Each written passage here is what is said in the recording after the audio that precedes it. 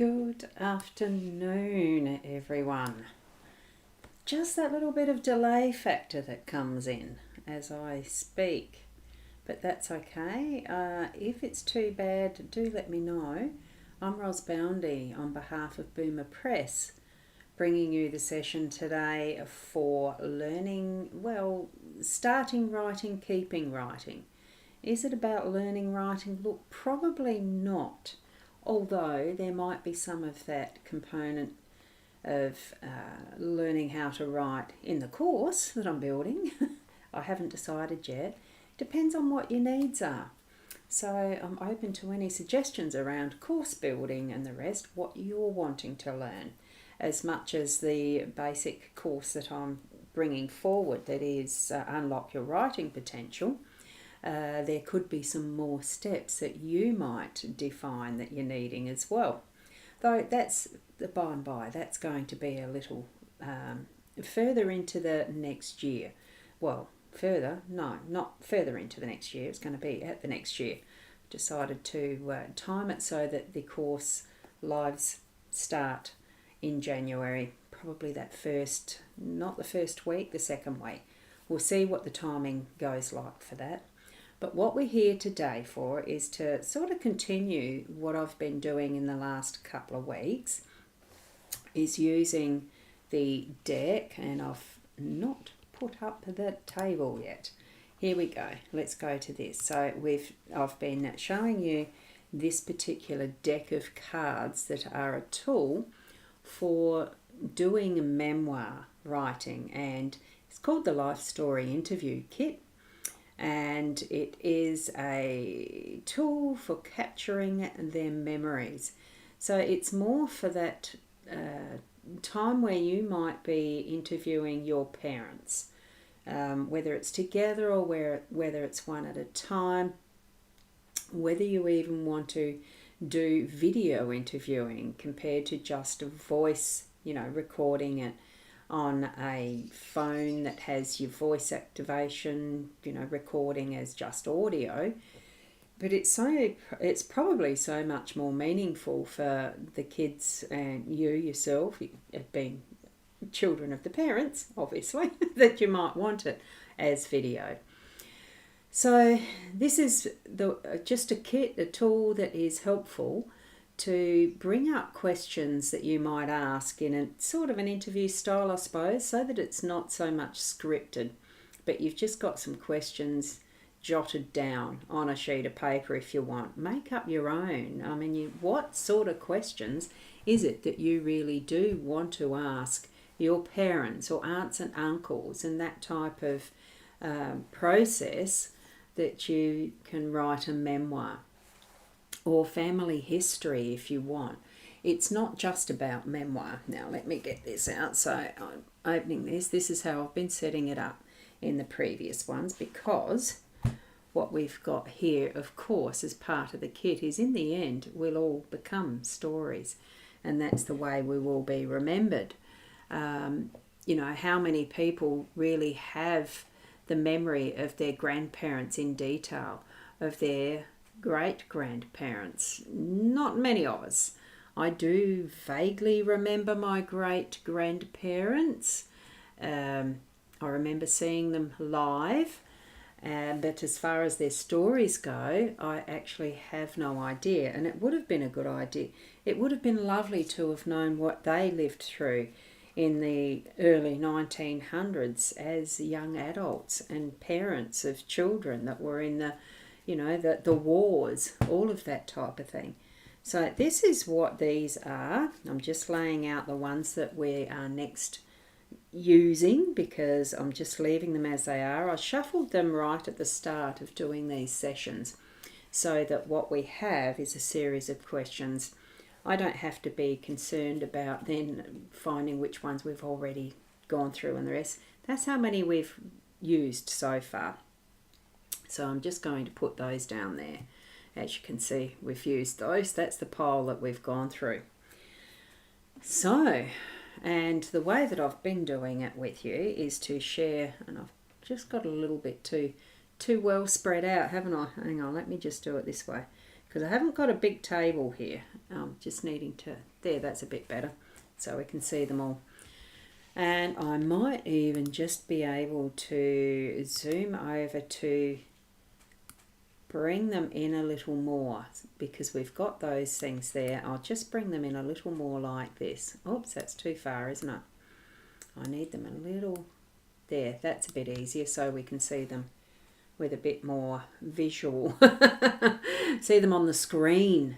Okay, now what I showed you last Monday was using Scrivener to actually place these. Or did I show you how I was placing these questions in the realm of Scrivener? I probably did have the question set up, or did I? No, I think what I did was actually show you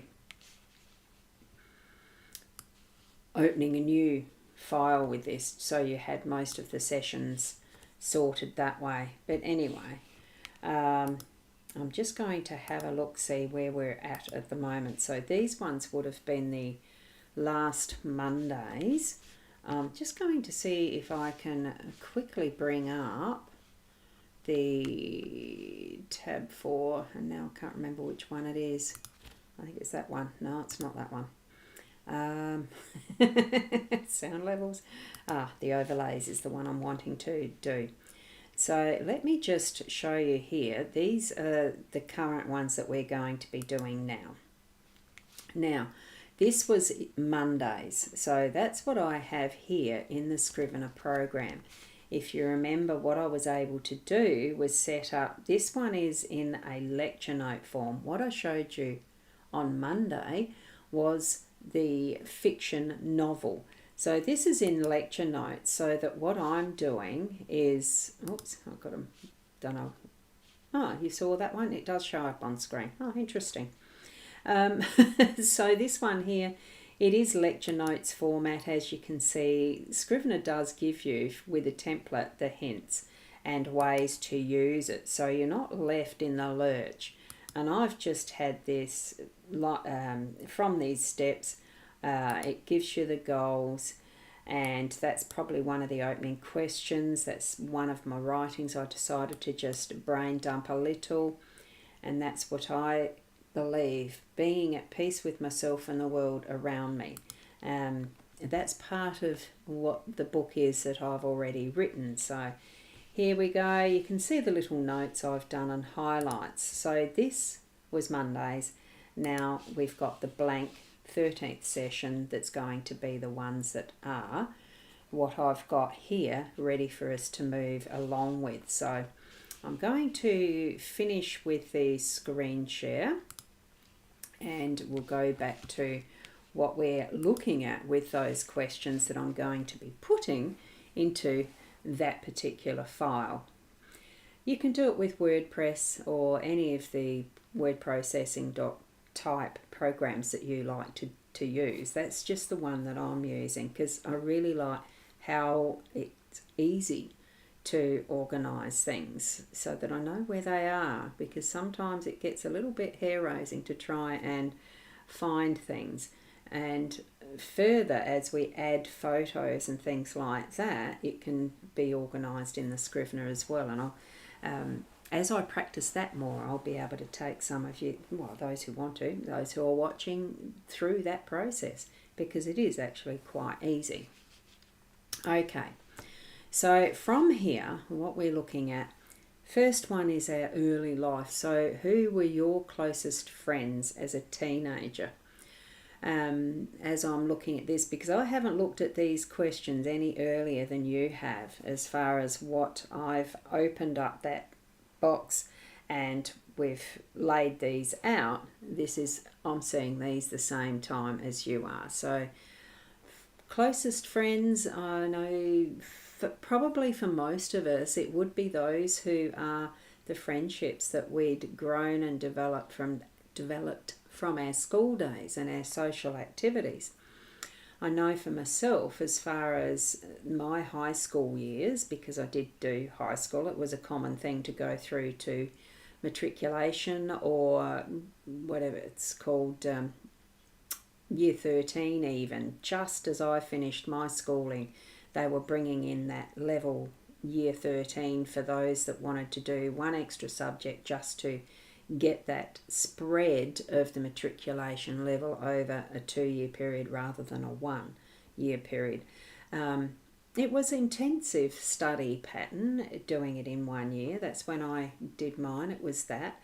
And there certainly were a group of friends that you became very close with at that point in time, as you knew that you were going to complete your schooling and move into probably not adult years yet, but certainly it wasn't far off being an adult legally with the age of 18, because I think when I finished my year 12 matriculation I was 16 and soon to move into being 17. So I think that's how old I was.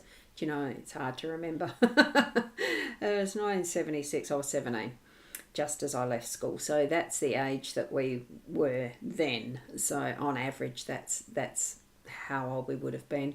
So you'd still be growing and developing social groups even then. Past school years, it would have been probably early working days.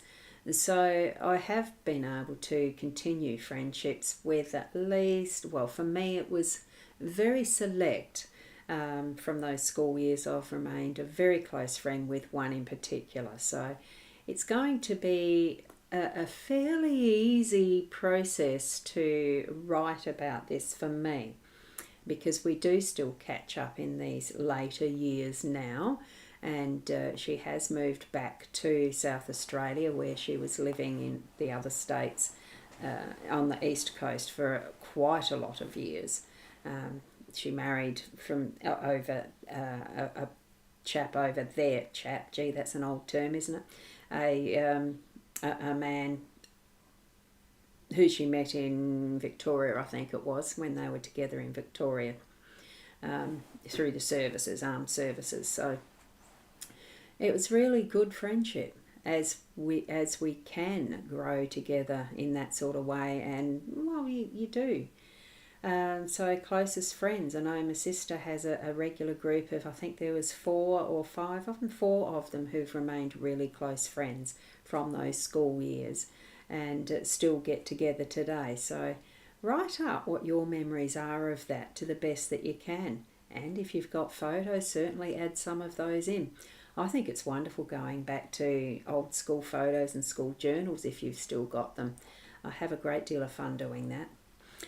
And our midlife question for today is, what are your treasured memories of happy times spent together? And that's a very open question, because it's not saying who it's with. It's not saying whether it's family, your partner, your husband, wife, friends. It's very open-ended. So, and I think too, what you understand of what treasured memories are would certainly be different to what mine are as far as happy times. That interpretation for you could be different to mine as well. So it's going to be a really great time for you to discover some of those things that you might think that you've forgotten about.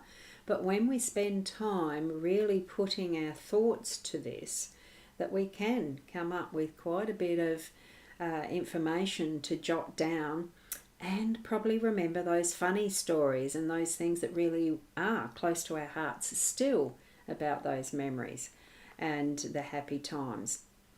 You may even decide that you don't have a great deal of happy times that stick in your mind. I'm sure everybody has. But there may be something that's more, rather than a happy time, but significant of time that you'd spent together with someone special, someone that was just acquaintance.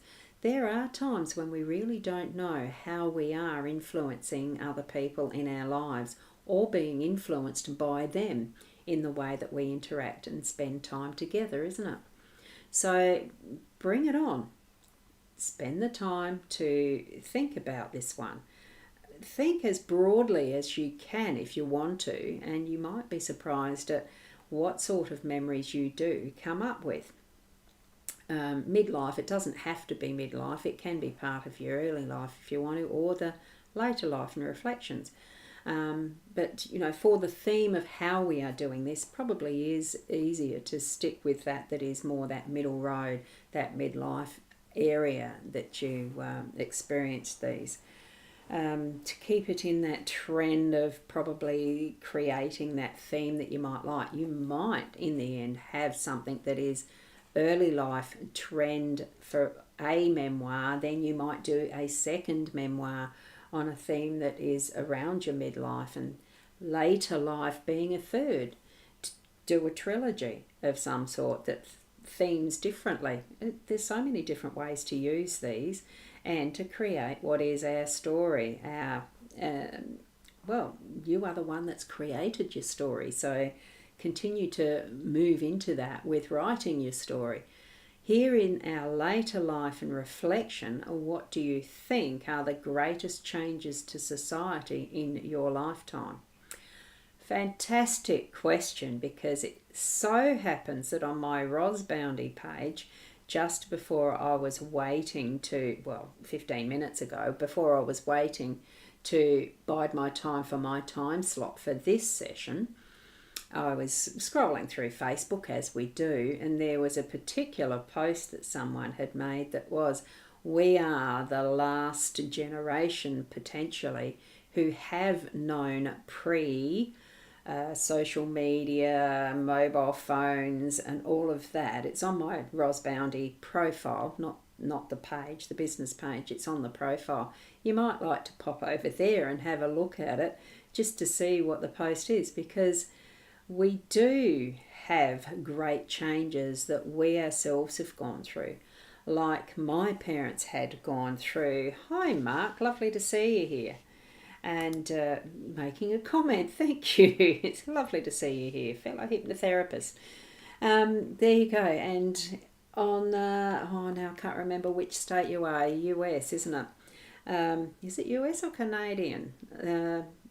Sometimes my memory does wander a little bit. Not wander, but it does, pinpointing of the many list of friends that are on Facebook, etc., can be a little challenging, but I do remember you're not here in Australia.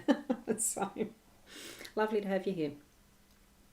So with this, what do you think are the greatest changes that you yourself have experienced? Because I was just about to say, with my parents, they were born in the 1930s, 30 and 31. So a lot of their early years was definitely experienced going to school by walking or horse and buggy or riding a horse, because it wasn't every family having a car or two. It was not every family even had a car. I'm pretty sure they did, but I'm not sure at what age or what year they did. So I do know that Mum and Dad used to go riding horse and buggy to school that was local to their area, and that is the way that they did that and experienced that. And all the fun things that they used to do as kids. So the changes that they've seen was from that was the the telephones, what we've got now that we hold and carry in our hands or pockets of handbags. What they started with, of course, was that box on the wall that had the little horn thing attached with a cord that had the other thing that you put to your ear, whichever way you held it, and you wound it up to get the little current clicking to the telephonist in the town, and you'd have to speak into it that way. There wasn't any dialing in, it was the telephonist that was operating the telephone connection. And that's where it happened, was at the telephone exchange, where they sat and plugged in cords to connect you to what number you wanted to speak to. So, that would have been one of the biggest changes. Even electricity, rather than being the Dunlight systems that were on windmills, those windmills were like our wind turbines, but they were almost like the Southern Cross water pumps, those windmills, but it was charging what was a 32, now I can't remember I think 32 was the number. I'm not sure, Mark, if you've experienced that as part of your memories, but I know when we bought our farm on Kangaroo Island, there was still the framework for the old Dunlite electric generation system that they had on the farm there, the station there, because it was a station to start with. We did own Yurta Station for a number of years. It wasn't usable, but it's certainly how the power was started there. And, there's another great change in how things have been done from where my parents experienced it, what I've experienced, even as far as shifting from the party lines to our mobile devices and computing. Everything was done by hand when you started business back when we did. You wrote by hand your invoicing. You could use a typewriter. You wrote by a typewriter. And, roll the paper in, type away, roll the paper in, type away. I mean, those who've seen the manual typewriters would know what I'm talking about. There's so many things that have developed over that time that really hasn't progressed for us. Our water systems, in the way that we have piped water everywhere, that's another change. And as far as the physical changes for farming and irrigation and all of that once upon a time you would not have had, and that once upon a time is only just last century. Really, that's where a lot of this started to change, and having the system in place that changed society, because it means that we could have higher production of our food base, and the way that we transport it now as well. The size of the vehicles that are used to transport it, a lot used to be by train only, the freight system. Now we have semi-trucks transporting our food and our food and commodities and manufactured goods and everything all over the place, because it's a lot more flexible, yes, but it certainly does some ecological miles, doesn't it? In the way that we're even flying, a lot of freight is carried by planes, by ship, all sorts of different ways that wouldn't have been there at the start of what we would have experienced as children. And, it's changed society. The way that we educate now is a lot of it is online, like we've got here. I've got so many online classes that I'm learning from that I've signed up for and probably haven't started or finished. It's just so much choice and so many different things that we can join in on with social media. That's the biggest change that has changed our society. And definitely it is in my lifetime. Where that's going to finish by the time my lifetime's finished, who knows? And hopefully that there is improvement in what life quality and everything else is for my children and grandchildren. We live in hope, and that's what we really do need to be doing and have an awareness about, that it is up to us to move along in our life, creating our story as we want to. Be the change you want to see in the world, pretty much. I'll just close out of that. So consider those questions there as you want to create and have that intention to create your story into written work, into a book. Can certainly help you out in whatever area that you need help. Just ask, and if it's something that I can't personally help with, or Michelle or Steph will be able to point you in the direction to gain that resource, because I do have some areas of connections that can be used and useful in getting things moving along for you. Because one of the things, the further every day rolls over, I am conscious about moving ahead, keeping it moving, and doing the work, because it's no good just left here in your head for, your memory. Yes, you've got wonderful memories, and you really should write it down. Start to write it down, because you don't want to leave it too late until it is. Have that process started. Get it down. Take it from that memory bank and put it in some form. Even if you just pick up your phone and voice record what your thoughts are. And it can be all collated and organised into what can be a very readable story. Just for you if you want it that way, for your kids, your close family, or it can be something that you can develop and grow into being worthy of publication. And that is something that I think everyone could do. Does, need to, maybe. Not everyone wants to, but it's fine. Here to help out where I can. Okay, I'm going to leave it there for today. I only got 2 minutes, doesn't matter. I do have, or did I have, here I did, I went and put the screen down again, of course. Just trying to think, where did that one come? There. Boomer Press. Oh, that's the thing I'm supposed to have scrolling at the start. Yeah, it shows up now, doesn't it? There we go. I'll leave it there for this time. Certainly the Boomer Press, I'm just going to put the link, boomerpress.online. It should be in the comments area for those spaces that it can go to, as far as the YouTube and the Facebook. My page, it won't go to my page, it will go to the 5 Foot Rope TV. I think it won't go to my profile, because that's where I've sent the live stream to. Thank you for joining me.